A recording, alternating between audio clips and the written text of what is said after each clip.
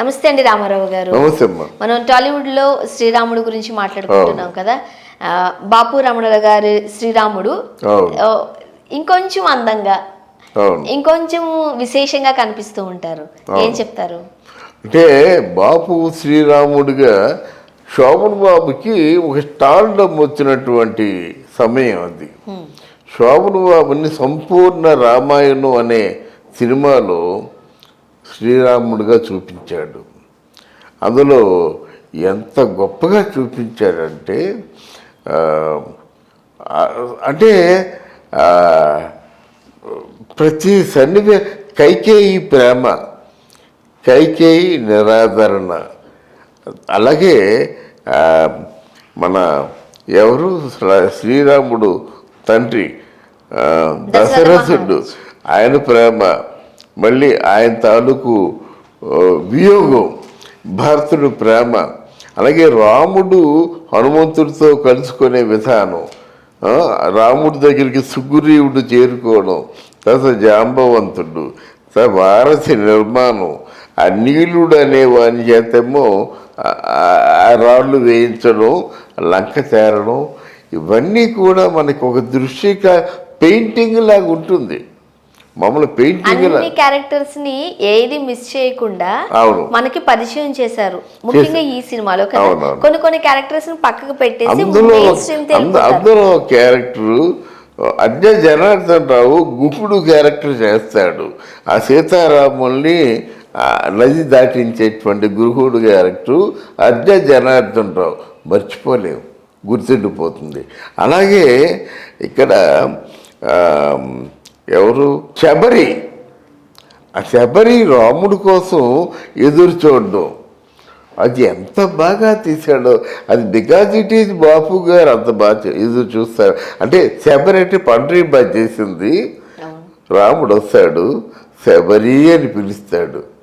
అప్పుడు శబరి అంటుందన్నమాట, అరే ఎవరు అసలే ఆ నదు చూపు, ఆపై ఈ కన్నీరు, తీరా నువ్వు దయచేసి నాకు రూపు కానదయ్యయ్యో, ఎలాగూ నా రాము అని చెప్పేసి ఆ దగ్గరకు వస్తుంది. ఇప్పుడు నాకు గుర్తుంది అది. అసలే నా చూపు అందు దానికి కళ్ళంటే నీళ్ళు ఒకటి, తీరా నువ్వు దగ్గరికి వచ్చేసరికి ఏం చూస్తాను నేను, ఎలా నిన్ను చూడాలి, ఎలా నిన్ను తాకాలి అని చెప్పేసి అన్నప్పుడు ఆయన నాకు ఏదైనా పెట్టవా ఆకలిగా ఉందంటే అది రేగు పళ్ళు తింటూ ఉంటుంది, ఇదిగో తీసుకో అంటుంది అన్నమాట.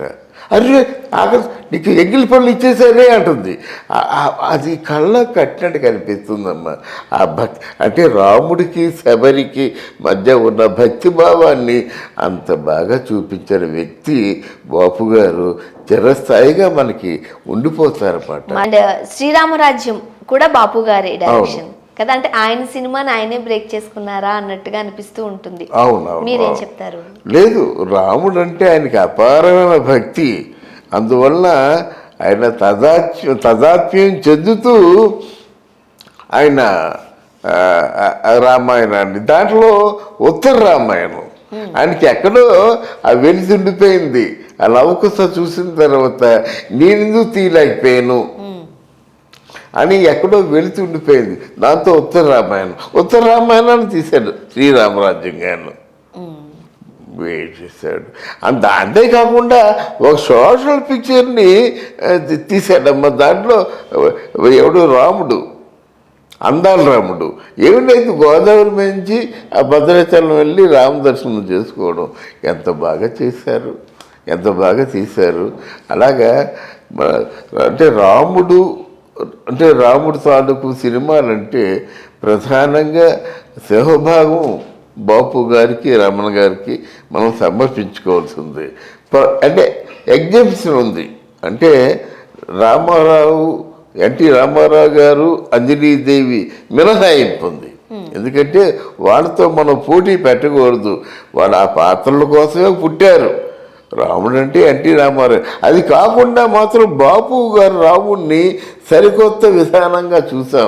సరికొత్త అది రాముడు ఎలా ప్రవర్తిస్తాడో అలాగే ప్రవర్తించారు వాళ్ళు. అర్థమైందా? అందులో డ్రామా మనకు కనబడదు. అదే బాపు గారు ఇలా పెట్టుకోమంటే ఇలా పెట్టుకున్నాడు బాణం, ఇలా తీయమంటే వీళ్ళు ఇలా తీశారన్నమాట.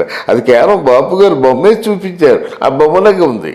ఇది అలా కాదు కదా, ఎన్టీ రామారావు కనిపిస్తారు, అక్కడ రాముడు కనిపిస్తాడు. ఆ తేడా ఉంది. బట్ ఎనీవే ఎన్టీ రామారావుకి ఒక నమస్కారం, అలాగే శోభన బాబు గారికి కూడా నమస్కారం. చాలా బాగా చేశారు. హర్నాథ్ గారు కూడా చాలా బాగా చేశారు. హర్నాథ్ కూడా చాలా బాగా చేశారు, చాలా బాగా చూపించాడు. అంత పెద్ద విశేషం తర్వాత చెప్పుకుందామండి. హర్నాథ్ ఆ రోజుల్లో అంత మంచి అందగాడు. ఆయన ఎవరైనా తీసుకెళ్ళిపోతారేమో అని చెప్పేసి ఒక సెక్యూరిటీ స్టంట్ మాస్టర్ రాజునని చండు సాంబశివరావుని ఇద్దరిని పెట్టాడు. యాక్చువల్గా రామారావు గారు డైరెక్షన్ చేసిన సందర్భంలో ఉన్నాయి కాబట్టి ఆయనే రాముడుగా చేయొచ్చు కదా, ఎందుకు హరినాథ్ గారే? ఇప్పుడు అదే కదా బాధ. ఇప్పుడు అది అక్కడే కదా వచ్చింది. కేవీ రెడ్డి గారు అన్నారు, నాయన నిన్ను మాయాబజార్లో ఇంత కష్టపడి కృష్ణుడిని చేస్తే నిన్ను రాముడిని చేద్దాం అనుకుంటున్నాను నేను, నీకు ఈ రావణుడి క్యారెక్టర్ ఈ కోరిక ఏంటా బాబు అని గురువు గారు కదా కేవీ రెడ్డి గారు, నేను డైరెక్షన్ చేయను. ఆయన మరీ మా మహాముండి, అమ్మి చేయండి, మీరే స్క్రిప్ట్ రాసుకున్నా అంతా మీరు చేయండి డైరెక్షన్, నేను చేయను, మీరు చేయకపోతే నేను చేసుకుంటా. ఎవరు రాలేదు, ఎవరు రాకపోతే ఎవరు రావాలా, క్లాపూర్ను కొబ్బరికాయ కొట్టాలా, నేను కొడతా, తమ్ముడు కాయ కొట్టు అని చెప్పేసి క్లాపు. ఎక్కడ ఆ తల్లిదండ్రులు కూర్చోబెట్టారు, దండం పెట్టారు. ఇదే ఫస్ట్ షాట్. ఆ చదువు ఓన్ మదరు ఫాదరు అంత ఉండి ఎన్టీ రామారావు గారు. అలాగా అందుకే ఎన్టీ రామారావు గారు డైరెక్షన్ చేయవలసిన అవసరం వచ్చింది. కేవీ రెడ్డి గారు నిన్ను దుష్టుడు క్యారెక్టర్లో చూడలేను, కృష్ణుడు క్యారెక్టర్ చేస్తే ఆంధ్రలో ఇంటింటా కూడా దేవుళ్ళ చూస్తున్నారు, ఇప్పుడు దుష్టుడు క్యారెక్టర్లలో చూస్తాను నేను, చూడను, అది మానేయండి.